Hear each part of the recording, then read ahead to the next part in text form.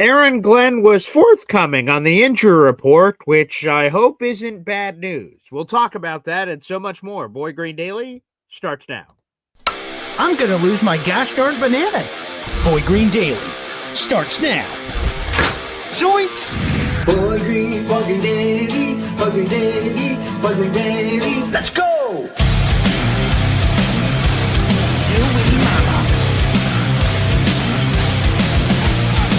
Put your seatbelts on. Get ready for the ride. We're the freaking New York Jets, so we're built for this shit.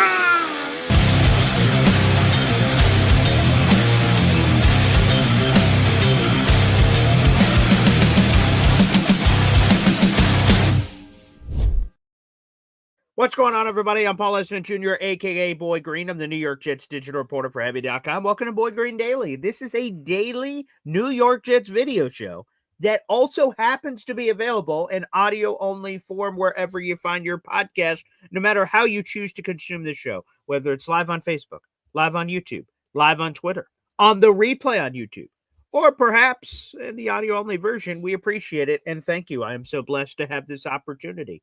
We will get immediately into the topic that is at hand, and we have an article in the YouTube description down below. But before we immediately get into that, I just want to do some housekeeping here. First off, a shout out to my man, Jared B., the moderator of this very chat, gifting a Boy Green Coffee Club membership to get us started. Well done, Jared B. You are represented on our scrolling ticker for our membership giveaway. We do a giveaway every single month on this channel, baby, so I hope you guys take full advantage of that. More on that in a little bit. By the way, that membership from Jared B. went to Hutchins321. Welcome to the Boy Green Coffee Club. Let me welcome someone else to the Boy Green Coffee Club. Okay, let me throw this up on the screen. All right. I'd like to welcome to the Boy Green Coffee Club. Wait 1 second here. Who I'd like to welcome to the Boy Green Coffee Club is Johnny Mariel 7661. I wanted to bring you up here on the program, Johnny, because you gifted or you purchased a Boy Green Coffee Club membership on one of our other channels at MC Show Digital. Didn't get a chance to. I highlighted you on the channel, but I wanted to highlight you even more. So welcome to the Boy Green Coffee Club, my good friend. So let's hit those chimes for you. And let's also do this for you, buddy. Let's also do this for you because I want to make it up to you.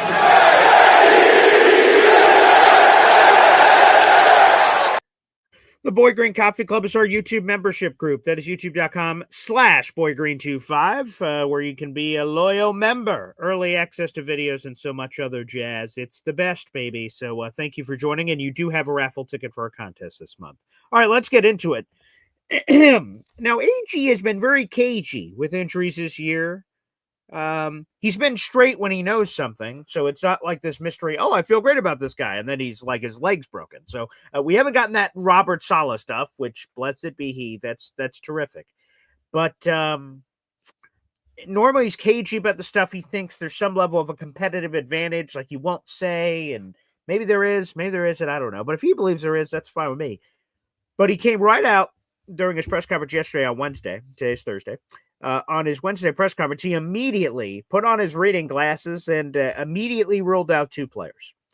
First off, Marcelino McCrary-Ball, he ruled out, who's, a rotational linebacker, special teamer, team captain on the special team. So he's a really talented dude for sure.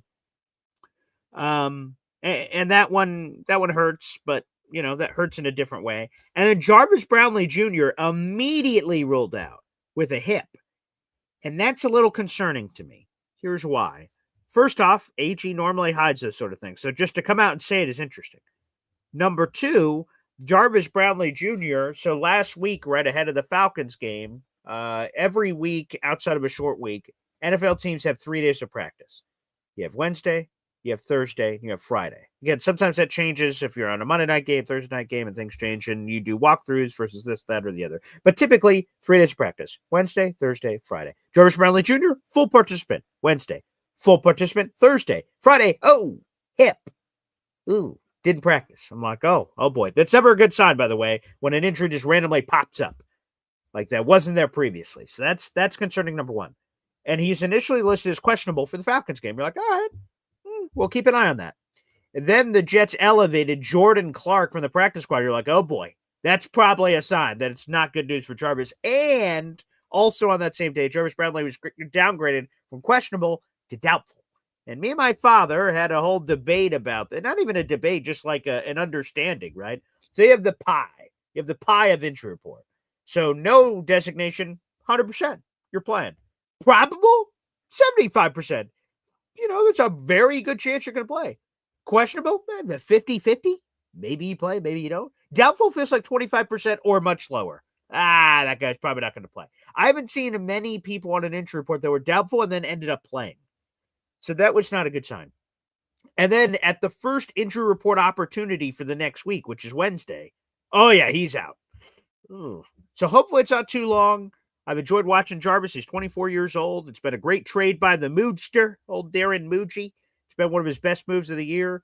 Jarvis Bradley Jr. has a $1 million base salary for next season, so the Jets have a starting corner at an insane discount, and they have him under contract for the following year as well. So the Jets are rolling here with that unique advantage to have a starter at such a cheap price is terrific for the Jets. But hopefully he's able to get back on the field soon because that injury just gives me a little bit of heebie-jeebies to be immediately ruled out, and some of that stuff just, has me slightly concerned. We'll see what that is moving forward. By the way, I just got to go back to Marcelino for a second. I have to go back to Marcelino because, I'm sure you guys heard me when I laughed during the play-by-play analysis of the Jets-Falcons game for old Marcelino.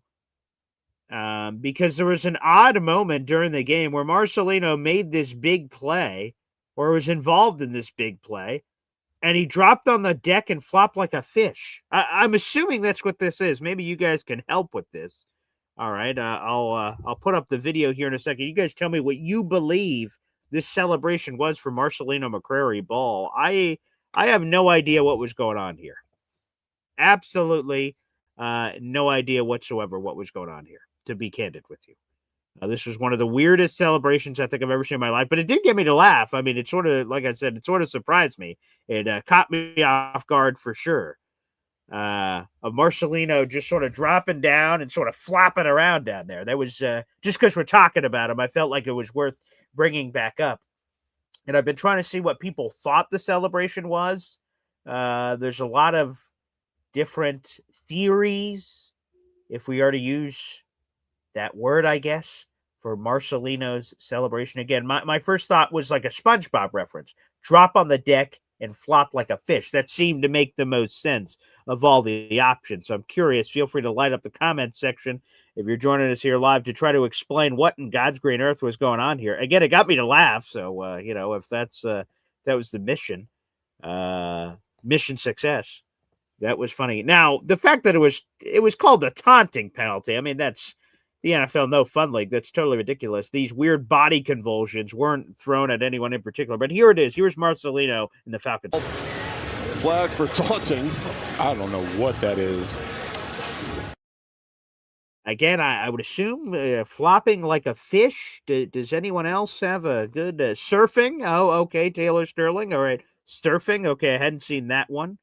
Okay. All right. Surfing. Someone thought he was having a seizure. Jesus. Yeah, I'm not sure.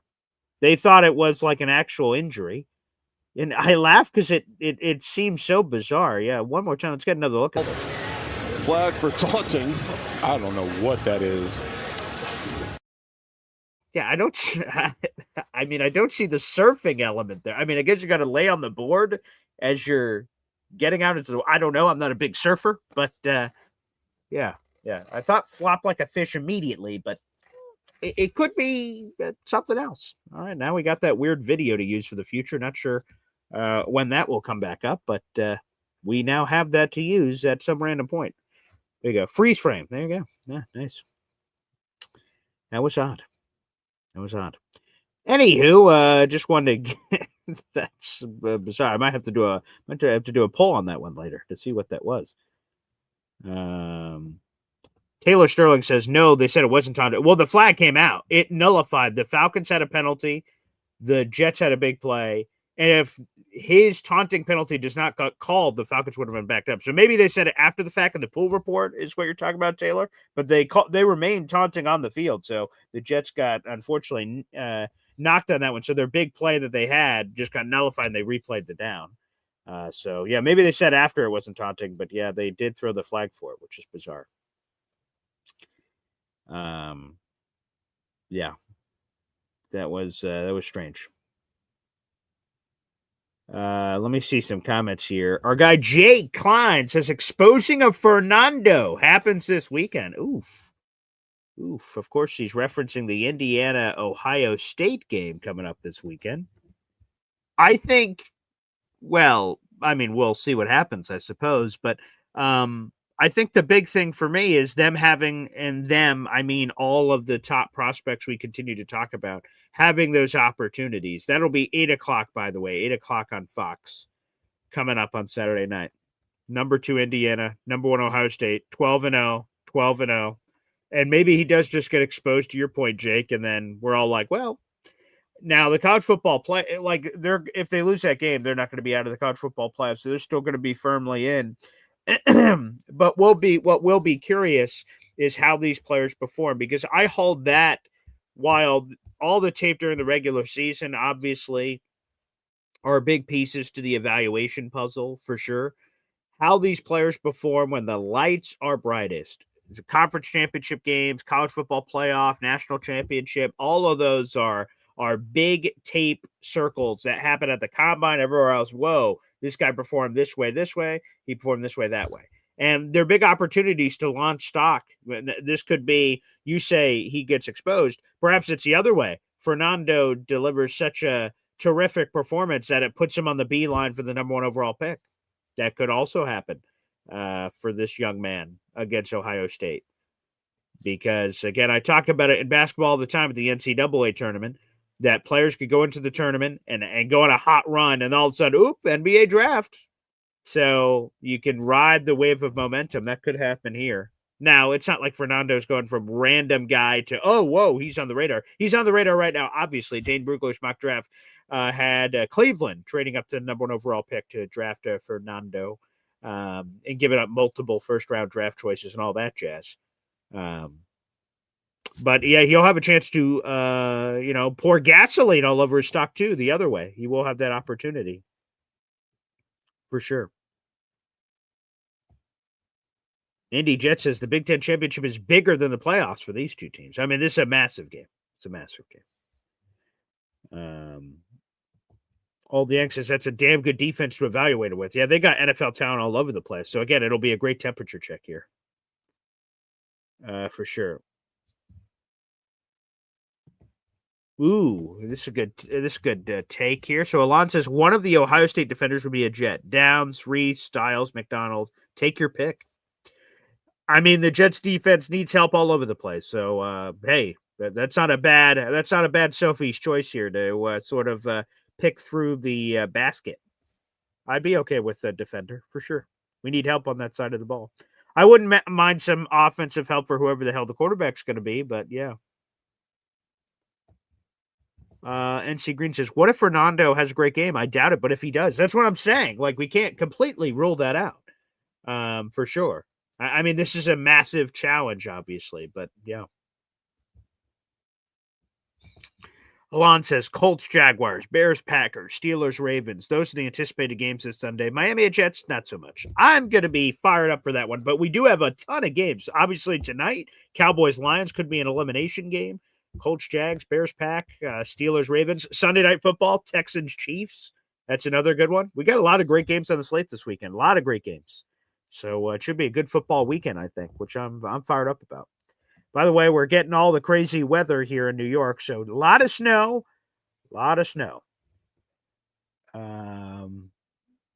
Yeah. Taylor Sterling. PG, the ref said it wasn't taunting call, but it was an unsportsmanlike conduct. I don't understand the difference.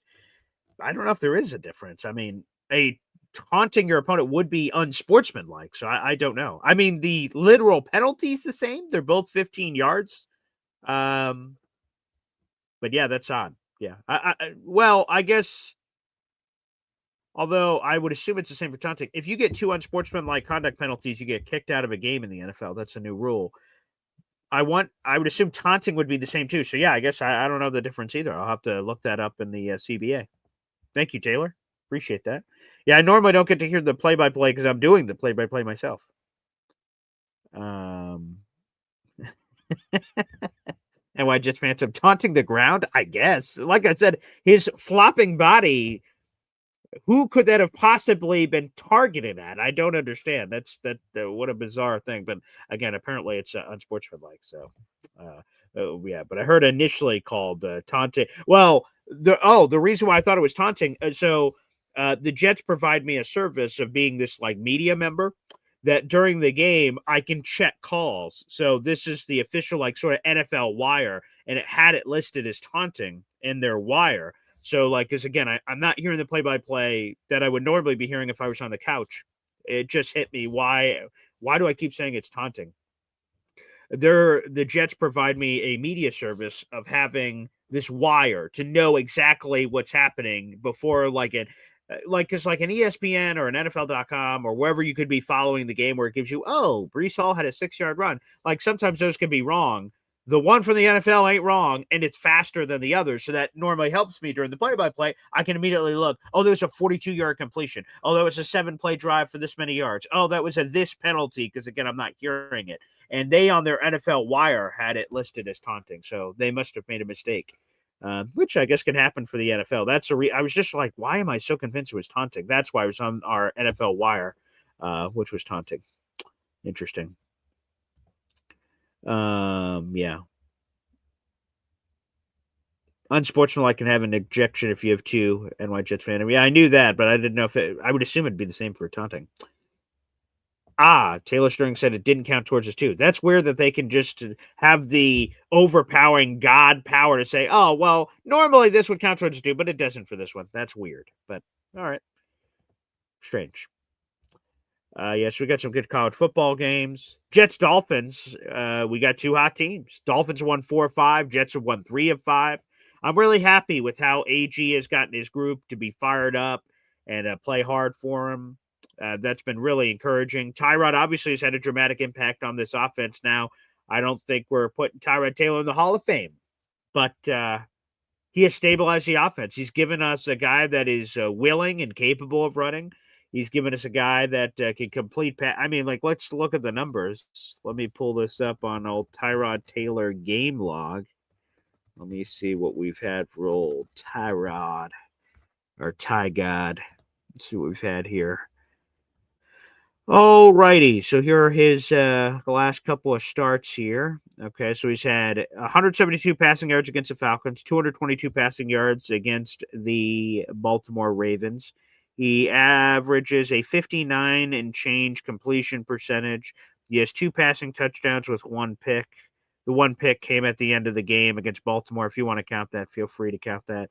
He had 44 yards rushing against the Falcons, 19 yards rushing against the Ravens. So, again, he's just it's not enough movement that you are concerned that he's going to break off an 80-yarder, but it's enough of the subtle pocket movement and subtle movement for 3rd and 4s, 3rd and 5s, 3rd and 6, occasionally a 3rd and 7, and at the end of the game that's set up for the Nick Folk field goal. Tyrod has had better mobility than I would have expected for a 36-year-old. So he deserves massive respect. And he's given opportunities. Adonai Mitchell has his first 100-yard game of his career, the first touchdown of his career on the 52-yard bomb. John Mechie, again, has been being evaluated the last couple of weeks, which is encouraging. So that's good. So that part of the job has been good. Again, the one I'd like to see get an uptick, Mason Taylor, someone I'd like to see get a nice little uptick. That'd be nice. When you look at the Mason Taylor game log, the old Taylor to Taylor connection, let me pull that up for old Mason Taylor, who again he plays his dad's old team here. Mason Taylor last couple of games here, he's had 4 catches for 21 yards, 5 catches for 21 yards, 4 catches for 30 yards. So he's had at least 4 receptions in 3 straight games. That's nice to see. And if we date it back, he's had at least 4 receptions or targets. Excuse me, targets. Excuse me. Let me correct myself. Since week 7 against the Carolina Panthers. He said 5 targets, 8 targets, 2 targets, 4 targets, 5 targets, 4 targets. Catches, straight up catches, he said 3 catches, 5 catches, 1 catch, 4 catch, 3 catch, 2 catch. On the season, he has 39 receptions, 57 targets, 318 yards, and a touchdown. So, yeah, excuse me. I was reading targets, not receptions. But I'd just like to see Mason Taylor get fed. Get fed. Use it as a security blanket, whatever. But, yeah, let's do. We've got Track Hawks ATL. Draft them Canes. Hey, Ruben Bain could be in the conversation for the Jets. He's a polarizing guy. Some people like him, some people don't. Jake, Paul, Ohio State's defense is NFL quality with coaching and talent. Yeah, we always sometimes get into those conversations with college teams versus NFL teams, but you may be onto something with Ohio State. They have a ridiculous amount of talent. NC Green saying, by the way, it would also give a good view to Sayan, as Indy has a great defense too. Sure, yeah, on the other side. Yep.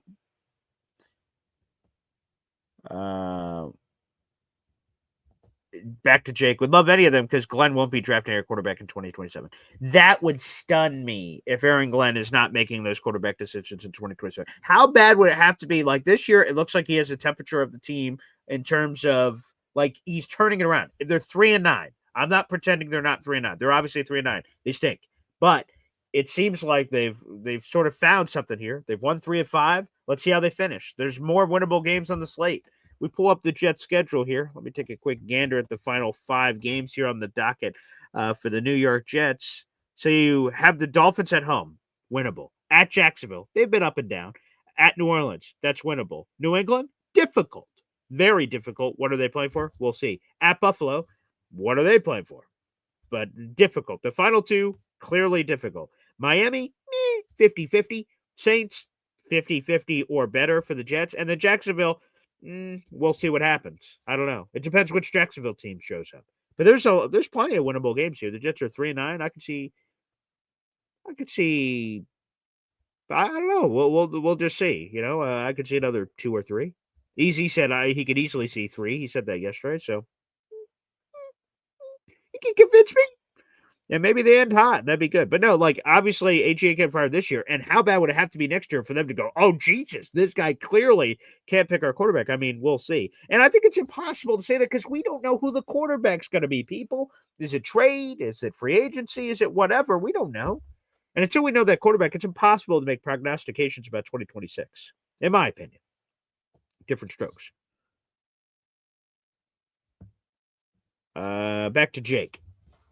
No, Paul, we haven't won against a real team yet, and not giving 5 years to waste with a non-offensive minded guy. I think it is very, whatever the word is. Would I have preferred in this last cycle to get an offensive guy? Of course. Yes, I would. But as AG said, he's a coach. He's not just a defensive coach. And, you know, we can't just force a square peg into a round hole and just get a random offensive guy. Now, again, if you look at Woody Johnson's history, and we've gone over this time after time after time, but he's owned this team for 25 years. He's hired one offensive coach, Adam Gase. He's hired one retread, also Adam Gase. He checked off both those boxes with Adam Gase. Ever since, it's been all defensive guys. So I get zigging instead of zagging. I get that, of going offense instead of that. But we are where we are. If and when AG ever gets fired, to your point, Jake, then we can have the conversation again about going after an offensive coach. But until then, AG's our guy for the foreseeable future. So it's like when people say, Paul, man, would he sell the team? He's not selling the team. So I choose not to waste my breath talking about it. I mean, you guys can to the audience. I mean, you guys can talk about whatever the hell you want. But Woody ain't selling the team, so I'm not going to talk about or have episodes about, oh, Woody, I hope you sell the team, man. Like, I don't care. Like, it is what it is. Let's go through a few more comments, and we'll open up the phone lines here on the program. Dave Briggett says, special teams either win the game or they will lose to the Finns. That's the key. Well, it was the key last time. Again, those 2 Isaiah Williams mistakes, the fumble in the second half that led to a touchdown, which threw the game out off course, and then the fair catch at the 2-yard line, which backed them up and then, screwed up field position. So sure, special teams is going to be another factor. It's been crazy how elite their special teams unit has been this year, from field goals, punting, gunner, return. I mean, in every facet, they've been spectacular. So Chris Banjo deserves a ton of credit. Hopefully, we get somewhat like the special teams have been great. It's been really cool, but it'd be cool if the defense finally gets an interception or the offense can score a couple more touchdowns and put the team in a better position so they don't have to rely on special teams that heavily on a week-to-week basis. That'd be refreshing. Why don't we do this? We'll open up the phone lines early on the program. Why the hell not? We run this operation. Actually, before we do that, I see we have a super chat coming in. Let me get that over here. Track Hawks ATL is back, baby. Every time we get a super chat, we hear from my daughter, Zariah Luna. Wow. Track Hawks ATL, thank you so much, buddy. You just got yourself a raffle ticket to our contest, which, by the way, let me tease that real quick here for you before I answer your question, bud. And it is this, folks. So we have more coming up with this raffle beyond what I'm just about to show you. But this is the centerpiece of the December raffle, and for good reason, because he is an absolute legend. We all love this guy, and we're still thinking about him and his family. This is Nick Mangold. This is the main prize that will be available in our raffle for this month, a tribute to one of the greatest Jets of all time, Nick Mangold, a true Jet, the jersey 74 on the back, the Jets logo on the front, Nick Mangold with the aviators, the backwards hat, the beard, the hair, and 100% of the proceeds from this goes to the National Kidney Foundation. So shout out, I bought this for our raffle, and also it's good to know that my money goes to the National Kidney Foundation, which is terrific. So this will be the centerpiece of our raffle this month. So anytime you guys spend $3 on the channel, you get a chance to win this and more. We'll have more items. I'm waiting for those to arrive here. I ordered a bunch at the beginning of December, but some of the snowstorms up here have delayed some of the shipping. So once I get all those together, I'll put it all in a beautiful picture for the raffle for this month. But this will be our main prize of the raffle, a beautiful tribute to Nick Mangold, the legend. Speaking of Ohio State Buckeyes legend right here. So, folks, spend $3 on the channel. You can do that on YouTube. Hit the little money sign, super chat, super stickers, gift channel memberships, and just like Track Hawks ATL did, send a super chat. So, thank you very much. All right, and by the way, let me add that to our raffle total here real quick for you, Track Hawks. Thank you so much for sending that along here on the program. Let's go. And also, make sure you guys, as I'm grabbing that real quick, like the friggin' video, baby. Like that gosh darn video. We have 100 people watching, but only 20 likes. What the hell is going on out there? Make it part of your daily routine to hit that like button. Let's friggin' go. All friggin' day, baby. All day. That'd be great. All right, Track Hawks, let me get that for you here on the program. Here it is. Don't you think a former high-level quarter knows a good quarterback? I don't know if that's enough of a reason as a base to say he knows a good quarterback, but I would say this, because I'm sure you're referencing Jake, who's in our comment section, who does not believe AG should be selecting this quarterback. I think AG is a unique beast. He is a guy that played in the NFL for 15 years. That's a long time. He was an all-pro level player for several of those years. Aaron Glenn carved out a career in scouting, so played for 15 years in the National Football League as a former first-round pick, had a scouting career, transitioned that into a coaching career, and now he's here. He has put in the work. He didn't get handed anything. He wasn't player then head coach immediately. He has earned every step of this journey. I like that he has a scouting background. I like that he seems to have a sense for talent. Now, of course, there's a massive difference between a sense of talent of knowing the quarterback position and like his Isaiah Williams thing, which I give him a lot of credit for, right? He gets this guy, Isaiah Williams, who he knew back in Detroit, and he had a relationship with. And then when Xavier Gibson goes down the shitter, he's like, all right, I need a guy. Ooh, my boy Isaiah Williams on the Bengals practice squad. Let's scoop him up. And then he has issues, and everyone in the world is like, you got to get rid of this guy. And he gets rid of him, then brings him back. And then Isaiah Williams is now this key piece of the team. I would say AG has an eye for talent. But again, I understand that there is a difference between finding a quality return man and a franchise quarterback. Now, a lot of people are giving AG a lot of shit for, he wanted Justin Fields, and Justin Fields sucks. Clearly, AG doesn't know quarterbacks. some people say. And I don't correlate those in the same range. He didn't have his pick of the litter in free agency like that there was all these great options. He picked what he believed was the best option of the group, and it failed. But he's not going to lose his job because he was wrong on a random free agent. If that was true, how many more Jets coaches' bodies would be in the graveyard for making a wrong free agent decision? I'd imagine there'd be a lot. So to me, I don't really give him much shit for the Justin Fields thing. That's unfortunate. And it sounds really dumb to him say, oh, we're going to get him to play quarterback. And there's sort of a breath of arrogance to how he said it, and then it didn't work out. But you got to be confident in yourself and your abilities to develop talent, and that didn't happen in that particular situation. So for me, it's less about that he's a former high-level corner, which is great. That's part of his resume and his career and everything. But to me, it's more so about the scouting background. It's more so about he's been around a lot of smart people. Sean Payton, Dan Campbell. Like he's been around Bill Parcells, of course. He's been around a lot of smart minds, and he seems like a highly intelligent individual. So you put a lot of those pieces together, and to me, those are reasons that I feel confident. Or as confident as you possibly can feel in this sort of situation. It's like being a head coach, right? AG had never been a head coach until he's a head coach right now in this moment. And you don't know how someone's going to perform as a head coach until they are in that role. And then normally pretty quickly, one way or the other, does this guy have any idea what the hell he's doing or not? And sometimes you put a guy in that position, they immediately look out of their depths. Unfortunately, to bring up my boy Jeff Ulbrich, who the Jets just took out, revenge, baby! But in all seriousness, right, Jeff Ulbrich was managing too much, trying to call the defense to his normal job and be a head coach. It was a disaster. He was out of his depths. AG initially looked out of his depths earlier this season where he was saying, hey, man, I messed up on the Hail Mary thing. Then the next week, do the same mistake. Like there was a lot of bad thing, the time management situations. There was a lot of messed up stuff from AG early. But he's learned from a lot of those mistakes, so he's proving he's a learner. That's what you want to see. You want to see people make mistakes and then correct those mistakes and then make different mistakes. Or not make any mistakes, hopefully. So I think that's part of it too, Trackhawks ATO. But I appreciate it. Let's add you to our raffle total so far for this month. You officially have one raffle ticket, and you are $1 away from another raffle ticket. All you have to do is do that at some point before the end of December to spend another $1 to get that rolling here on the program. But thank you, buddy.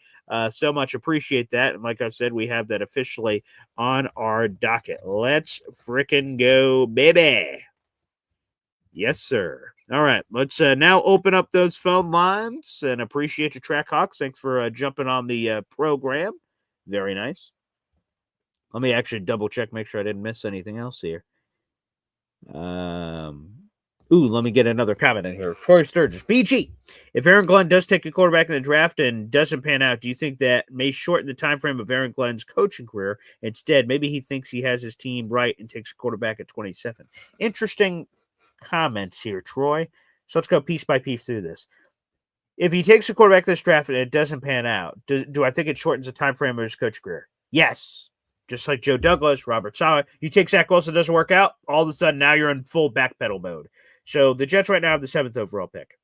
We'll see where they finish up. 5, 10, 12, 3, 4. I don't know where they're going to finish up. I don't have a crystal ball. But wherever they finish up, if they decide to take a quarterback at the top, Aaron Glenn, will be forever tied to whoever this quarterback is. So yes, the success or failures of said quarterback will directly impact Aaron Glenn's coach career. Yes. To the second part of your question, maybe he thinks the team is right and he gets the quarterback later. The Giants did it. Now, Abdul Carter looks like a disaster, with all due respect, and Jackson Dart looks promising, although he's beating his head against a brick wall, which I would recommend, but different strokes. That was an effective strategy. Now, normally I don't recommend that strategy because that's ballsy. And here's why. So Abdul Carter, right, before pre-draft, we didn't know all this crap now, but pre-draft, he just seemed like a clear need for the Giants. Really good player, prominent university. Right. Yeah. Micah Parsons, LeVar Arrington, the histories of number 11s at Penn State, pretty good. And so, that made sense. But normally you want to take the quarterback first because if you don't take the quarterback, you're risking it. And the Giants guys were super risky. They must have had really good intel to know when because they didn't want to give up a future first. And by the way, they didn't. They still have their first round pick for this year. But they waited to the right spot in the draft, and that's ballsy, to wait to go trade up for their guy who they thought was Jackson Dart. And they didn't have to give up a future first to do it. So they hovered their hand over the button. And that's risky because you lose your quarterback, then all of a sudden you lost him because you're getting cute. I say with quarterbacks, personally, if you believe a guy's a guy, you pull the trigger, you take your guy, and who gives a shit what anyone else thinks? Aaron Glenn comes from a Lions organization that did that with Jahmyr Gibbs, 12th overall. A lot of people are like, what the fuck are the Lions doing? And AG and the Lions, I don't know how much influence he had on that pick, but AG, as part of the Lions, they didn't care what anyone thought. They just took their guy and said, hey, we believe this is the right thing, so people sit back and watch. It's worked out great. Jahmyr Gibbs is a freak. But, so for me personally, if the Jets believe, I've said this a few times, I'll probably say it a few more over the coming months, if the Jets believe there's a franchise quarterback in this draft and they identify him, it's Mendoza, it's Ty Simpson, it's Dante Moore, who apparently there's some rumors he actually could go to the draft now. So, okay, whoever it is, if they're like, man, this is the guy, our scouts tell us this, the numbers tell us this, the blah, blah, blah, whatever the hell leads them to believe that scenario, then you do whatever it takes to go get that guy. This is a quarterback-driven league, man. Franchise quarterbacks don't always come out every year. There's a Kenny Pickett draft, folks. He's currently the backup to Geno Smith, who, by the way, is tied for the league lead in interceptions, right? So, it doesn't always work out. And he was the best quarterback of that group, and he went 20th overall. So a franchise quarterback is not guaranteed to come out every year. Everyone's talking about 2027. That should be awesome. But what if it's not? If there is a guy in 2026 that you as a staff believe in, this guy can be a guy, then what the hell are you talking to me for? Go make that trade. Go be aggressive. So I think aggression is key in the quarterback market as long as, again, you sort of have the confidence in the pick. But again, it's got to be confidence for sure. Let's do this. We'll open up the phone lines. We'll answer your phone calls after this. 1, 2, 3. Whoa! Bugging daily, bugging daily, bugging daily. Talking Jets football, man. Bugging daily, bugging daily, bugging daily. The New York Jets Football Club.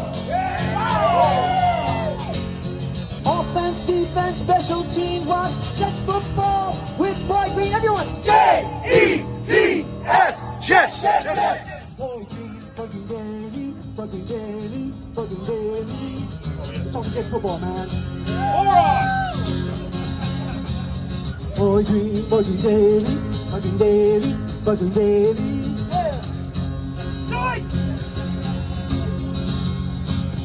Offense, defense, special teams, watch Jets football with Boy Green. J-E-T-S, Jets. Let's go!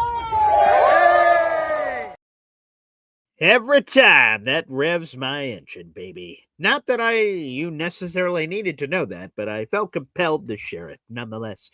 Welcome back to Boy Green Daily. I'm Paul Osden Jr., a.k.a. Boy Green. Make sure you guys like the video. That is a free way to contribute to this program. We have 100 people watching on YouTube, yet the likes don't meet that.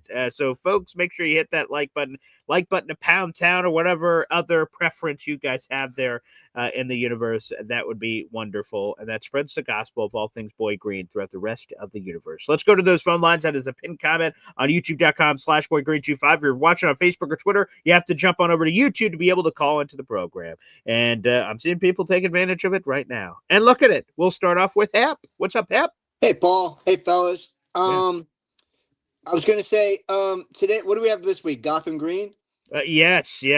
Gotham City football. It is I wrote it in a piece yesterday. It's like Matt. I'm not sure if I'm pronouncing that correctly. That may be beyond my English speaking. But yes, it's a beautiful sewer manhole cover on the shoulder panels. So, you love that grime, baby. Yeah. We're having that. Yeah, that's it. I saw the players taking photos with it. Yeah. They did a little clip, and they liked it. They were like psyched. The other thing do we still have that rookie on and the practice squad? Brady? No, Arian Smith. No, he is. Yeah, he's on the actual roster, but apparently, and I didn't know this till Aaron Glenn didn't come out and say it, but you can sort of connect the dots. It sounds like there's some sort of a discipline issue there. Right. So but he's off. He's off. He's out of the doghouse now. We'll see. Fine. It's interesting because, like, I guess it depends on the player. Like Keon Coleman in Buffalo, he missed several meetings, and they made him a healthy scratch for multiple games, and then he just came back against Pittsburgh. Abdul Carter's had whatever weird shit's been going on over there, and they haven't held him out games. They've only held him out for like series and quarters. So that's weird. Yeah. Right. So Arian got a 1-game slap on the wrist for now. So we'll see. AG punted when asked about it. So I'm not. Well, I guess we'll see when the actives comes out on Sunday morning. But yeah, I would assume it's just a 1-game thing. But we don't know the offense, I guess. So if I don't know the crime, I'm not sure what the time's going to be. I mean, he's kind of been the invisible man all season. I haven't seen them really used too much. But then again, it's hard to say with Justin Fields because he didn't throw it to anybody. Well, I hope it wakes him up because, again, right, so we go back to the Isaiah Williams story, right? He made a mistake, he gets cut, and he's sitting at home staring at a wall, and all of a sudden Jets say, all right, you can come back. And whatever that strategy was from AG, it worked, it clicked, and all of a sudden he turned it around. So hopefully, sending Arian Smith a timeout for whatever reason it was, I hope it has an impact because obviously he was a 4th-round pick, and the rest of the draft picks look pretty good outside of Tyler Barron and Arian Smith. Those are the 2 that are questionable, and if they could turn it around, make a really good draft class even better. So I hope Arian can turn it around. That's it. What are we doing Sunday at 1:00 this week? 100%, baby. Yes, yeah, and with all those uniforms in the field, and I've seen the logos and the painted end zone. So yeah, it's gonna be an interesting look. But hey, hopefully another win. I'd love nothing more than to smack around the fish. Me too. Peace out, guys. Thank you, Hep. Good morning to the Hep, the old Hep, or as another pronunciation could come tomorrow on Friday, Hef. Could be Hef. Yes, here we go. All right, let's go back through the comment section. Phone lines are open. That's youtube.com/boygreen25 here on the program. We'll be on for a little bit longer before we got to do some other interviews today, so those will be coming up. Garrett Wilson is eligible to return next week. I see you guys are talking about Garrett Wilson in the chat, so he is eligible to return next week, but does he? It'll be interesting. There'll only be 4 games left in the season. I would love to see, personally, if he's healthy, I don't want him to re-injure it because that's what it seemed like happened. He re-aggravated the knee injury he had earlier in the season, and then he just missed more time. So as long as he's healthy, again, only the doctors know this, we don't. But if he's healthy, I'd love to see Adonai Mitchell, Garrett Wilson, John Mechie. Let's roll that 3-some out and see what happens. Tyrod Taylor, flipping the rock everywhere. I'd love to see it. So let's go. Still the real AD. I would really love to know during the evaluation process, do any of these quarterbacks go under center? They have to. I heard some of the big time quarterback analysts now that are out there like Kurt Warner and others, like you can't evaluate them unless they do go under center. They can't just be shotgun primarily all the time. I know we see that a lot, shotgun, pistol, variations, but you need quarterbacks that could go under center. That is part of the MO. It doesn't have to be every play, but yeah, they have to show that ability for sure. Dave Briggs says, I don't trust Jets developing any quarterback with London in his capacity. They need a number 1 quarterback coach. Yeah, that is Charles London. Charles London is the Jets quarterback coach. And here's sort of his story, because people have brought up Charles London before, so now's a better time than any to bring it up. He's 50 years old. He has been coaching football since 2004. He used to play running back at Duke. And then he became a graduate assistant, then became a running backs coach pretty immediately after playing. And then he jumped over to the NFL, was with the Bears for a couple of years as an offensive quality control coach, was an offensive assistant with the Titans, went back to college and was at Penn State for 2 years and as an RB coach, came back to the NFL as an RB coach with the Texans for a couple of seasons, Bears as a running back coach for a couple of seasons, Falcons as a quarterback coach, Titans as a quarterback coach, passing game offense coordinator, quarterback coach with Seattle and Geno in 2024, and then boom, Jets quarterback coach in 2025. He also has a prior experience as a scout, so there's a little bit of that AG in there. He was a scout for 1 year as well. Again, the history of basically being a running back himself and a running back coach forever, and then, oh yeah, I'm a quarterback guy. there's not a great line of like you feel super confident based on the resume of that. So we'll see. Hopefully we trust AG to, if Charles is the right guy, great. If he's not the right guy, hopefully he has the gall, for lack of a better word, to just fire guys, bring guys in, bring extra help. Is Charles London better in a different role? I don't know. But that's a fair question to bring up, Dave. It's a fair question to bring up for sure. Let me keep answering your guys' questions and comments in here. J__D__S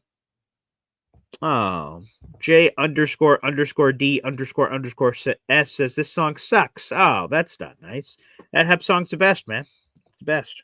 I'm sorry you feel that way, but I'm glad that you're a subscriber to the channel. Thanks for joining up. NY Jets fandom. Well, actually, let me rephrase. They should trade up in the 27 draft and not 26, but they would do a Jets live and get a quarterback trading up in 2026. Again, I'm going to trust the benefit of the doubt with the New York Jets. And that's a dangerous thing to do, but I'm going to trust the benefit of the doubt. If they have a guy they love, I have no problem trading up this year. In a perfect world, would I like them to keep all their first-round picks and whatever quarterback they dream of just fall into their lap? Of course. But is that realistic?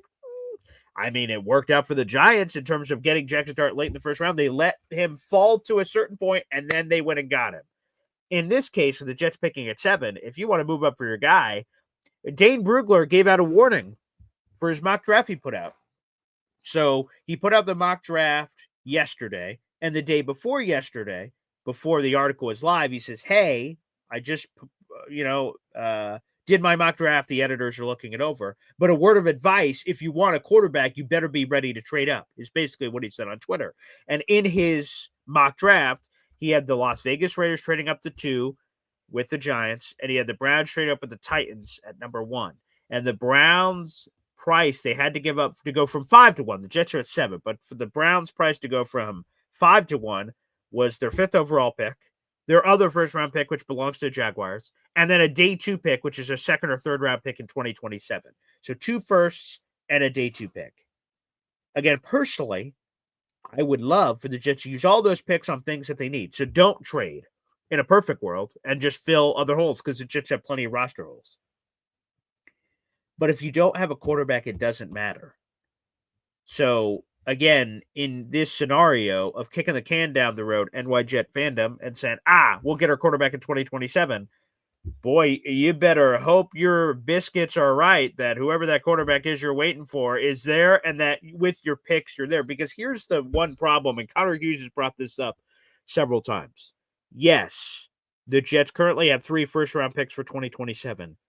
Yes, that ammunition and assets would be able to trade to any spot in the first round to go get this quarterback. In theory, here's the hole in the plan. If, let's say, I don't know, we'll say Cleveland, but maybe Cleveland gets their quarterback this year. Who knows? But let's say Cleveland has a number one overall pick in 2027. And this quarterback class is as great as everyone thinks it is. And Cleveland doesn't have their quarterback. Are they trading the number 1 pick? Probably not. So it doesn't matter what the Jets offer, 3 first-round picks, 4 first-round picks, whatever. If the team that has the pick needs a quarterback, the Jets are fucked in 2027. That's the thing we're not talking about often. Like, again, in this year's draft, right, right now the Titans and Giants have the top 2 picks. Both of them have their quarterbacks, so I assume both would be open for business for a potential trade. Now, if the Jets don't love any of the quarterbacks, it's a moot point. If they do love one of the quarterbacks, well, the path's right there to trade up. In 2027, if whoever has the 1st overall pick or 2nd overall pick needs a quarterback, they're not going to trade it to the Jets. They're going to take that quarterback themselves, more likely than not. Now, sometimes you get weird stuff.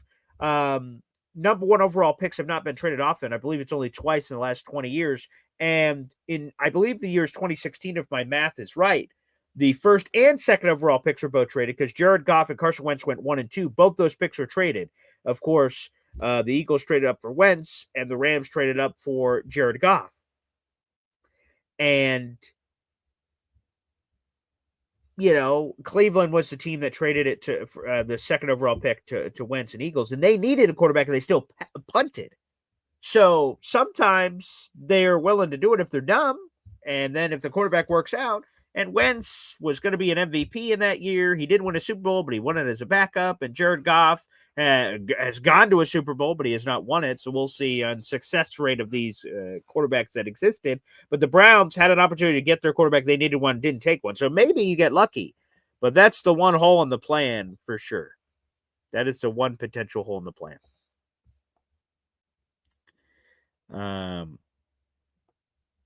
J__D__S. We're going to end up with Mariota or some shit. Which, by the way, I just learned that apparently we've been mispronouncing Marcus Mariota's name the entire time. I've known him as Marcus Mariota, but apparently it's Mariota. Which, again, I noticed I was watching the Sunday Night Football game, and it really felt like Chris Collinsworth and Mike Tirico were going out of their way to really say the Mariota name different. And I was like, why do they were like extra emphasizing the T at the end. I was like, that's bizarre. Like, have we been saying it wrong? They kept, because I thought Marcus Mariota, but Marcus Mariota. And I went like, did they change it? And then just before the show this morning, I was scrolling trying to find some, and I ran into, hey, Marcus, we wanted to ask you about the whole thing with the name. And apparently we have been all mispronouncing it this entire time. But then we thought we were doing it Tyrod, then it is something, it isn't something. I don't know. Incredibly confusing. Here's what I say. You know what? If people are messing, like you're in the draft process and people are messing up, maybe that's the right time to say, you know what, people? Like for me, my name, okay? My name is right here. Right across here. And people see that last name, Esden, and all the time I get a bunch of names that are messed up. It's Esden. The S is a Z, basically. Why they didn't actually make it a Z, I don't know. But it's Esden. The S is a Z. Esden. That's how you're supposed to pronounce my name. Paul Esden Jr. But I get Eston. I get Edison. People just start Edson. I get all kinds of butchered names that I've had it growing up for sure. A lot of butchered names. Again, it's Esden. S is a Z. But yeah, apparently it's Marcus Mariota. Okay. Maybe he could be the guy. They apparently were sniffing around him. It was yikes on the choices, but this is what Connor Hughes reported. The Jets were looking at Marcus Mariota, Carson Wentz, and Justin Fields. Oh, yikes. Marcus seems like a nice guy and all, but yeah. Boy, that was some rough, choppy waters there. That's for sure. But we could get in there. All right, let's do this. Let's jump back over to the phone lines. One of the greatest New York Jets content creators that grace planet Earth. It's Ricky New York Alive, baby. What's up, Ricky? Hey, how you doing, Paul? Well, thanks, pal. Right on. You know what? This is the problem that I have with the idea of waiting until next year for your quarterback. All right. Well, I mean, I guess technically we did draft Brady Cook, but undrafted, actually. Yeah, he was an undrafted free agent. Okay. Oh, right. So, who's the last quarterback that we actually picked in the draft? That's a good question. Oh, that's a good trivia. Let me think. Is it Zach Wilson? Is he the last one? No, because James Morgan was before. Yeah, I think so. I'm going to check the Jets draft history right now and see. Is there someone else I'm forgetting? I would have Zach Wilson. Yeah, right. I think it's Zach Wilson, but let me see. No. Take a quick. No. Oh, damn it! I don't even have to look. I know it just hit me. Gosh darn it! How dare I? Oh, shame. I mean, he'd never played a snap for us, so it's probably easy to forget. Shame. But JT3. Yes. Why did he never play a snap for us? Because he had an undefeated season, and in the last game, he got his leg mangled. Yeah. Who's to say that doesn't happen to our dream quarterback of 2027? Right. I mean, hell, we see guys that get hurt at the combine. Mm-hmm. So I think to get like all tunnel visioned on some guy that's more than a year away is ludicrous. Anything can happen. he could get hurt. Like I said, hurt at the end of the year. He could get hurt at the combine. You know, it could be draft day eve, and all of a sudden his Instagram's got pictures of him with a gas mask bong. Like, what's his face? I mean, Yeah, dude, anything can happen. Anything can happen, and like we didn't get rid of those guys and get all this ammo, just to sit around with it. Like I think they're going to utilize it, and I've heard people push back on the idea, like if you take a guy this year and it turns out that damn he just isn't the guy, or you don't think he's the guy, hey, you can swing again next year. Would that be the best allocation of our resources? Probably not. No, but we could do it. Like, I mean, me personally, and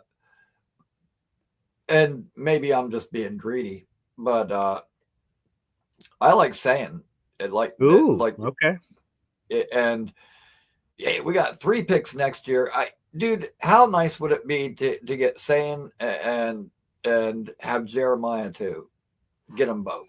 Oh my goodness gracious! Wow. That would be spectacular. Yeah, I know. You want to talk about bringing all the Ohio State guys here? Hell, let's use one of our first this year on Tate, and then next year we can get Sayin and Jeremiah, and we'll have a triple Ohio State starters. Well, you're exciting people in the chat. Jake is screaming, "Yes! Thank you, Ricky." We're getting thank you, Ricky's in here from Old Yank, who's in here. Oh yeah, you've excited the chat. You've poured gasoline all over the place. Yes. Hey, listen, I'm liable to say any kind of crazy thing because I just had the craziest Uber driver ever. Oh, please do tell. I love story time.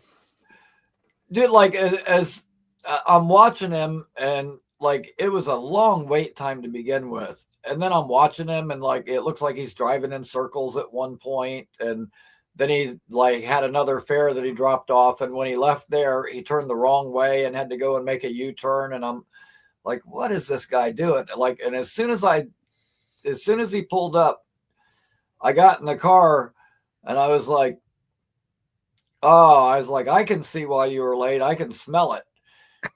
And he's like, and he was this Jamaican dude, and he's like, what you smell, man? What does it smell like? And I'm like, smell like weed, dude. And he got like all nervous, like, and I was like, listen, man, I don't care. I'm not going to complain about it. Was just saying, yeah. I could really care less. I was like, I actually think it smells good. It's not going to bother me. Yeah, nice. And next thing you smoke, man. Yeah, you like smoke, man. And I'm like, yep. And let me tell you what, like when I pulled up out here, man, when I opened the doors, like I thought you were taking an Uber home. I was like, I did. That was an Uber. Yeah. Believe it or not. Wow, I know full it service. looks like I was probably riding with one of my buddies or something, but yeah, it was quite the on the way home. He goes, you know what been tripping me out, what I've been thinking about lately? And I'm like, and I'm thinking, like, I got no friggin' clue. Yeah, what could this be? No, yeah, right. No idea what. And he goes, the colonists, they come here to this country. How they know where they're going, man? And I'm like, they didn't know where they were going. They were exploring. They just sailed until they hit land, and it happened to be us. And he had some of the most interesting questions. And man, I don't know. It was quite the adventure at any rate. Well, I just have to tell you, Ricky, just when you think you know a guy, I've never had the pleasure of meeting you, but I'm sure it's going to happen before I kick the bucket. And, I feel like I sort of have a sense of you. And then I get the greatest Jamaican accent I've ever heard in my life. And now I'm like, wow, you're an impressionist. That's that was pretty good, man. I like that. Yeah. Oh man, it was a interesting morning. Sounds like it. Wow. To say the least. That was an all time Uber ride right Yeah. there. Uh, oh, you Sure. know what? I'm glad I brought that up. I need to give that guy a really good tip. Yeah. Someone else is just asking about that. The tip and the star rating. What happened for both? Oh, absolutely 5 stars all the way Nice. across. Excellent. Wake and bake on the ride home. Shoot, Hey, yeah, that trust me, I'm gonna break that guy off. boom. That's it. That's excellent. Oh yeah. But anyways, oh, you know what? I don't know if I didn't send it to you personally. I don't know if you saw it on X or not, Sure. but I made a clip from Trevor and Connor's show the other day. Ooh, I did not see it. No. Okay, well, I submitted this question, and like I could see Connor kind of starting to smirk when he started to read it, and he's like, "Better cowboy name for the sheriff in an old western, Red Murdoch or Brew McCoy?" And you Yeah. know me, I love Yeah. messing Yeah. with people's names, but Yeah. Yeah. and he was like, "That's good, that's good." And Trevor was like, "Ooh," and he's like, and Trevor goes, "That's some deep draft knowledge." And I'm like, "Oh, what an endorsement. Yeah. Killer." But Red Murdoch is a linebacker kid from Buffalo who leads the country in forced fumbles right now. And I forget whose tackle record he broke there. He's at Buffalo, but he's going to go after Khalil Mack's sack record too, I think. Wow. But That's unbelievable. at any rate, which Red Murdoch obviously was the better cowboy name. Yes, obviously. But, Right. dude, but it was awesome. Like you could tell that not only the humor, but the fact that it was draft related humor. I Yeah. could tell that those two guys were really enjoying it. So That's awesome. Yeah, those are good guys. Yeah. yeah, I had to clip that. That was awesome. But anyways, man, you know what? I told you we were going to win one last week, and we did. Yeah, And feeling. Yeah. I got a pretty good feeling this week too. So you I know would what? love it. Like I said, we didn't trade all those guys away for nothing. We got those picks for a reason. If we want our guy, we can move up and get him. Yeah. The hell with tanking. How about this? Let's go ahead and win some games and still get our guy. There'd be nothing better. And I would say this, like the Dolphins are still, if you pay attention to any of these other shows, they're on the in the hunt graphic because there is this weird way that they can find a way to get in. Wouldn't there be nothing more sweet than to hold the knife to slit the Dolphins' throat and let the blood spill in the streets? And sorry, yeah, your season is officially over. Boom. I'd love nothing more than that. That'd be sweet. Yeah, oh, trust me, I completely agree. Like where I live, I'm surrounded by idiot Dolphin fans, and it's. I mean, actually, I'm really surrounded by Buccaneer fans, but there's more than enough Dolphin fans here, and they suck. Like, yeah, see, that's the thing. Like being a Florida State fan, like I know how it is. Like Gator fans are inbred morons, and the Gator fans grow up to be Dolphin fans and continue to suck the rest of the way through their lives. They start off sucking and they end up sucking. But anyhow, yeah, man, I got a good feeling. Let's win some games and we'll still get our guy. Let's Jets. go. There you go. Ricky, before you get out of here, give us a plug, baby. Full screen. Let's go. Right on, definitely. Ricky New York Live. I will be live Saturday night at 8 p.m. and again on Tuesday. And I'm working on a guest for Tuesday. I don't want to say anything yet until I confirm. But yeah, man, lots of good stuff coming up. I've got a couple of guests lined up for the not so distant future. And yeah, man. Having a good time. Show's coming along really well. All right, excellent. You should be proud. Ricky, thanks so much for calling in and telling one of the greatest Uber stories I've ever heard. Yeah, I mean it's Tampa, man. What can I say? Yeah, I guess so. There it is. That is what an amazing story. And I don't think I can top anything that was just said. So I think we're going to cut it off right there. Great call by Ricky New York Live. We got some other interviews cooking up on the channel and things of that nature. So we're going to dip right here. But shout out to the 200 people that are watching live and appreciate everywhere else you guys are watching. Again, make sure you guys like the video, whether you're watching live or you watch after the fact. We appreciate it nonetheless. And keep hitting that subscribe button. Let me see what our number is right now, real quick, before we dip.